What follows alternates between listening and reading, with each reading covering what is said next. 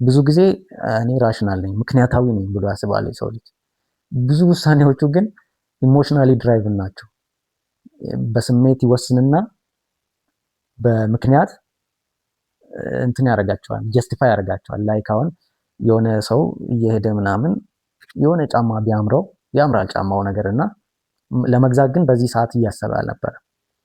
ከዛን ኢሞሽናሊ በቃ እንትን አለው ተመቸው ጫማውና ሊገዛው አሰበ ማለት ነው። ከዛን ይሄን ሐሳብ ደግሞ በምን ጀስቲፋይ ያደርጋል? አሁን ዝም ብሎ ከገዛ እንዝላል ሊሆን ነው፣ ዝም ብሎ በቃ ያገኘውን የሚገዛ ምናምን ነገር ይባላልና እንደዛ ላለመሆን ምን ይላል?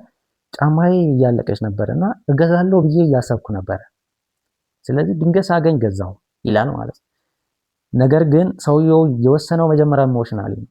ገና ሲያየው ደስ አለው፣ በቃ እገዛለሁ ብሎ አሰበ ማለት።